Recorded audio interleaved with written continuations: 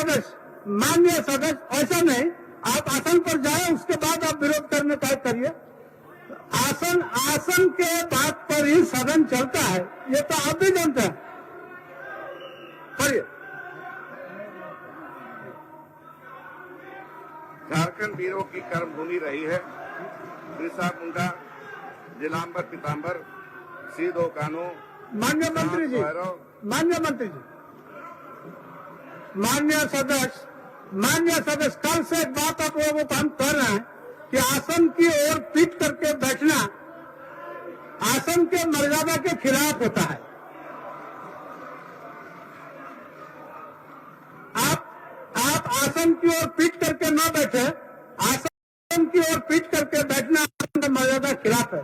और आसन को ही आप पदवी नहीं मानते हैं तो ये विरोध प्रदर्शन क्या है आपका? कौन सी का विरोध है जब आसन पर ही विश्वास नहीं आपको? माननीय मंत्री जी पढ़िए। बिरसा मुंडा, नीलांबर पीताम्बर, तेलंगा खाड़िया, भगत, शत्रुघ्न टाना भगत, ठाकुर विश्वनाथ,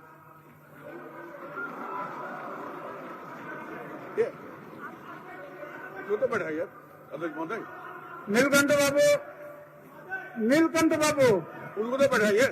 नीलकंठ बाबू, माननीय सदस्य नीलकंठ बाबू बजट पढ़ रहे हैं, माननीय वित्त मंत्री पढ़ रहे हैं और पैरेलल में पढ़ रहे हैं। ये नया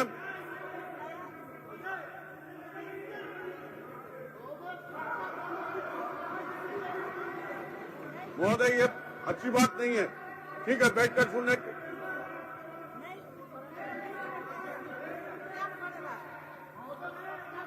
आप एक काम कीजिए ना, 5 मिनट बैठ जाइए, तो बंद कराइए।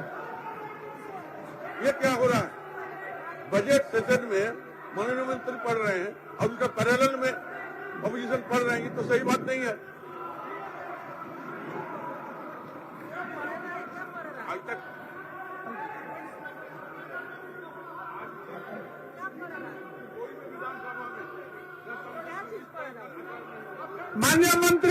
माननीय मंत्री आप अपना बजट पढ़िए। माननीय मंत्री अपना बजट पढ़िए। आप लोग आसन पर जाइए, छोड़िए ना, आप लोग आसन पर जाइए, आप लोग आसन पर जाइए, उनको पढ़ने दीजिए। आप लोग आसन पर जाइए, आप लोग आसन पर जाइए, आप लोग आसन पर जाइए, पढ़ने दीजिए। माननीय मंत्री जी पढ़िए। अध्यक्ष महोदय, वर्तमान वित्तीय वर्ष राज्य निर्माण के इतिहास में एक जुझारू वर्ष सिद्ध हुआ। कोरोना के वैश्विक प्रकोप से देश के साथ साथ झारखंड राज्य भी आहत हुआ है। इसलिए मैं सर्वप्रथम राज्य के अग्रिम पंक्ति में के सभी कोरोना योद्धाओं को नमन करता हूँ। वीरता तथा सेवा की असीम भावना के साथ साथ स्वयं को निछावर करने के जो भाव इनमें देखने को मिले, उसे शब्दों में प्रकट नहीं किया जा सकता। इस विषम परिस्थिति में सरकारी तंत्र के साथ साथ विभिन्न गैर सरकारी संस्थानों और संगठनों सहित प्रिंट और इलेक्ट्रॉनिक मीडिया की भूमिका भी प्रशंसनीय रही है। पंचायत स्तर से प्रदेश स्तर तक के सभी जनप्रतिनिधि जो मानवीय संवेदना दिखाई, मैं उनके प्रति कृतज्ञता प्रकट करता हूँ। कोरोना संकट के दौर में राज्य की जनता ने जो भाईचारा दिखाया, उनके इस कृत्य के लिए उन सभी को मैं नमन करता हूँ। अध्यक्ष महोदय, राष्ट्रव्यापी लॉकडाउन की अवधि में प्रवासी मजदूरों को उनके गंतव्य तक ले जाने और भोजन की ऐतिहासिक व्यवस्था करने जैसे कार्यों के लिए सरकारी तंत्र के साथ साथ राज्य की आवाम की भूमिका नमन करने योग्य रही है। अध्यक्ष महोदय, हमारी सरकार के प्रयास से देश के दुर्गम इलाके में फंसे श्रमिक भाइयों और अन्य लोगों को सड़क, रेल मार्ग सहित हवाई सेवा के माध्यम से वापस लाया गया। कोरोना अभी पूर्णतः समाप्त नहीं हुआ है। इसमें जो क्षति हुई है उसकी भरपाई होने में कुछ समय लगेगा। सरकार एक लोक प्रयास से इस क्षति की पूर्ति की जा सकती है। सरकार इस महामारी से लड़ने के लिए कृत संकल्पित है। माना कि डगर कठिन है, पग पग पर बाधाएं हैं, आगे बढ़ने से रोक रही महामारी सरीखी जो लाए हैं, पर रोक न सकेंगे ये कदम, हम उन्नति के अभिलाषी हैं। अध्यक्ष महोदय, कोविड-19 की महामारी ने हमें अपनी नीतियों का पुनर्मूल्यांकन करने के लिए प्रेरित किया। प्रत्येक वर्ष ग्रामीण क्षेत्रों से होने वाले पलायन को रोकने एवं ऐसे लोगों को राज्य में जीविकोपार्जन के साधन उपलब्ध कराने के निमित्त हमारी सरकार प्रतिबद्ध है। राज्य सरकार की कृषि क्षेत्र के अतिरिक्त गैर कृषि क्षेत्रों में भी रोजगार के नए अवसर उत्पन्न करने हेतु योजनाएं ला रही है। रूरल डिस्ट्रेस को कम करने के लिए मनरेगा योजना अंतर्गत भुगते मजदूरी दर में राज्य सरकार ने अपने संसाधनों से वृद्धि की है।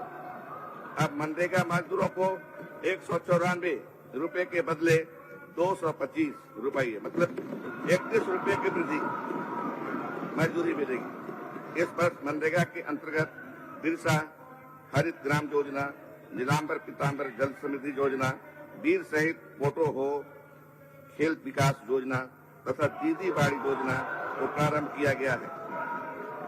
कोविड-19 की महामारी के दौरान राज्य की जनता विशेषकर प्रवासी मजदूरों की न्यूनतम बुनियादी आवश्यकताओं का ध्यान रखते हुए उन्हें भोजन एवं अवसान की व्यवस्था उपलब्ध कराई गई। ग्रामीण जीवन में समृद्धि एवं कृषकों को आत्मनिर्भरता बढ़ाना राज्य सरकार की प्राथमिकता में शामिल है।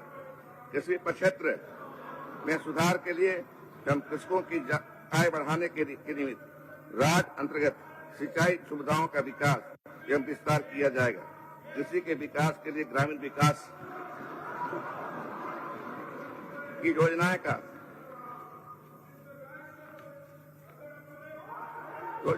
का कृषि कार्यों के साथ समेकन किया जाएगा। ग्रामीण अर्थव्यवस्था को बढ़ावा देने के लिए इस बजट में ग्रामीण विकास विभाग, जल संसाधन विभाग, कृषि पशुपालन विभाग, सहकारिता विभाग यह हेतु समेकित रूप से लगभग 18,653 करोड़ रुपए का प्रावधान किया जा रहा है, जो ऐसी विषम परिस्थितियों के बावजूद वित्तीय वर्ष 2020-21 से लगभग 11% अधिक है। अध्यक्ष महोदय, हमारी सरकार सतत एवं समावेशी विकास के लिए प्रतिबद्ध है।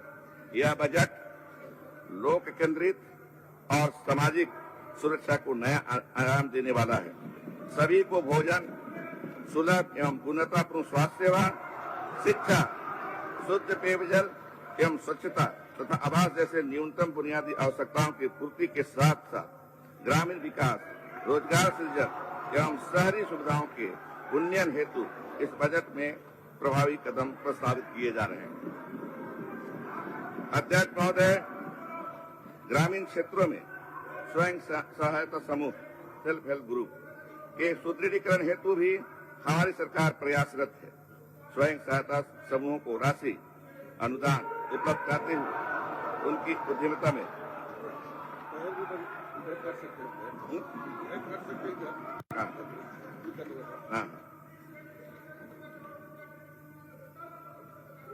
स्वयं सहायता राशि अनुदान उपलब्ध कराते हुए उनकी उद्यमिता में बढ़ोतरी के हेतु इस बजट में कदम उठाए जा रहे हैं। संस्थागत मापदंड स्थापित करते हुए हम कौशल विकास की योजनाओं को संचालित कर रहे हैं। बजट के माध्यम से प्रभावी सामाजिक सुरक्षा तंत्र तथा गुणवत्तापूर्ण स्वास्थ्य सेवा के लिए भी राशि उपबंधित है। अध्यक्ष महोदय, अनुसूचित जनजाति, अनुसूचित जाति एवं अन्य पिछड़ा वर्ग के छात्रों को बेहतर शिक्षा उपलब्ध कराने के निमित्त योजनाएं चलाई जा रही हैं तथा विशेष स्कूलों एवं छात्रावासों का संचालन किया जा रहा है। यद्यपि कोविड-19 जनित परिस्थितियों ने हमारे राजस्व संग्रह को संकुचित किया है, तथापि हमारी सरकार ने सामाजिक प्रक्षेत्र के दायरे को बढ़ाने के साथ साथ पूंजीगत आधारभूत संरचना की उपलब्धता सुनिश्चित करने हेतु समुचित प्रयत्न किए हैं। पूंजीगत आधारभूत संरचना में भी सामाजिक अवसंरचना पर विशेष बल दिया जा रहा है।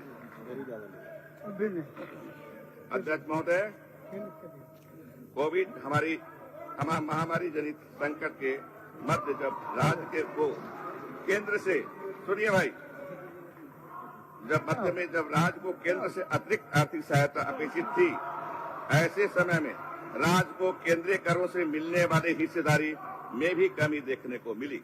ये समझ लो।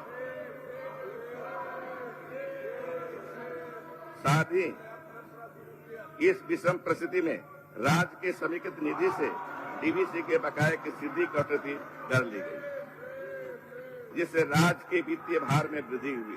आपको याद होगा, एक बार आरबीआई द्वारा 477 करोड़ और दूसरी बार 714 करोड़ सीधे राशि सरकार का काट दिया गया।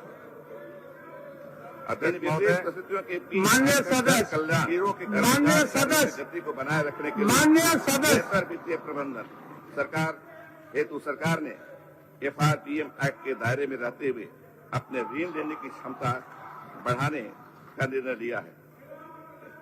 इस बढ़ी हुई ऋण क्षमता का प्रयोग सामाजिक एवं आर्थिक आधारभूत संरचना से विकास एवं निर्माण में किया जाएगा, जैसे ग्रामीण एवं शहरी क्षेत्रों में रोजगार के नए अवसर सृजित होंगे। इस पहल का अधिकांश लाभ समाज के अंतिम पायदान एवं हाशिए पर खड़ी जनता को प्राप्त होगा।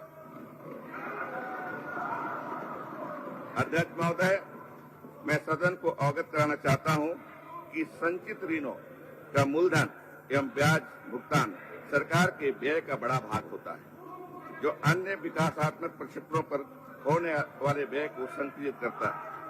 वित्तीय वर्ष 2020-2021 में हमारी सरकार ने भविष्य में आने वाले ऋण भारों के मोचन हेतु निक्षेप निधि कंसोलिडेटेड सिंकिंग फंड, ये नई व्यवस्था वर्तमान सरकार कर रही है, आपको समझना चाहिए।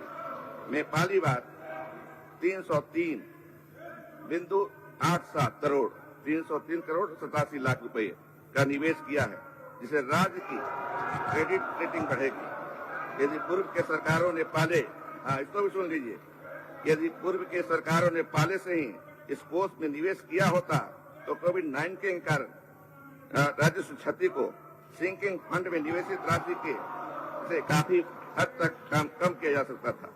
आगामी वित्तीय वर्ष के लिए इस कोष में 472 करोड़ रुपए का प्रावधान किया जा रहा है, जो ब्याज भुगतान की सतता एवं बेहतर वित्तीय प्रबंधन में एक कड़ी है।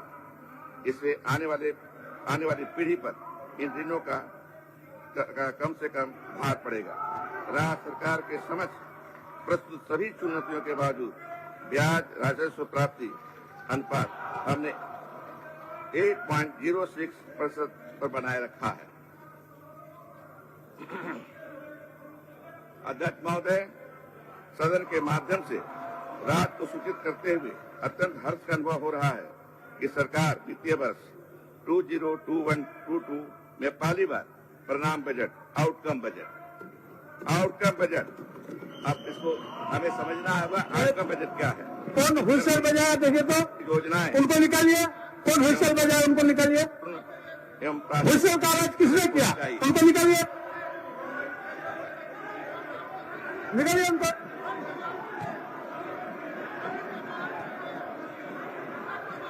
होलसेल कौन बजाया उनको निकालिए। पढ़िए मंत्री जी पढ़िए। हमारी सरकार की इस अभिनव सोच ने हमें आगामी वित्तीय वर्ष से होलसेल बजा को निकालिए, कौन होलसेल बजा रहा है। परिणाम बजट तैयार करने के लिए प्रेरित किया है। परिणाम बजट एक ऐसा व्यय के पूर्व का अनुमान है, जिससे व्यय के पश्चात लक्षित परिणाम को लोक दृष्टि में लाया जाएगा एवं वित्तीय संव्यवहार फाइनेंशियल ट्रांजेक्शन में पारदर्शिता एवं जवाबदेही तय होगी। हम इन तथ्यों का भी आकलन कर सकेंगे कि बजट के किए गए प्रावधान का लाभ किस तरह से जनता तक पहुंच रही है। संप्रति 11 विभागों में 21 मांगों के लिए आउटकम बजट प्रस्तुत किया जा रहा है। आगामी वित्तीय वर्ष में अन्य विभागों को भी आउटकम बजट प्रस्तुत किया जाएगा।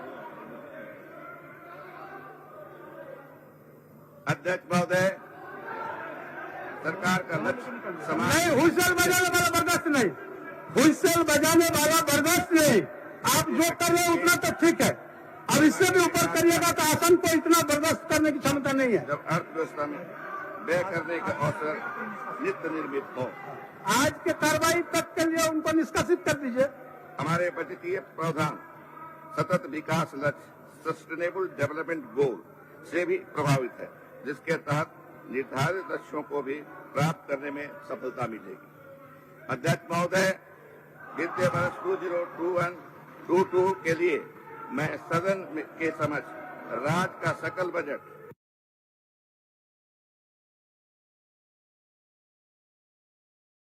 अपडेट खबरों को देखने के लिए देखते रहें खबर 365 न्यूज। साथ ही लाइक, शेयर और सब्सक्राइब करना ना भूलें।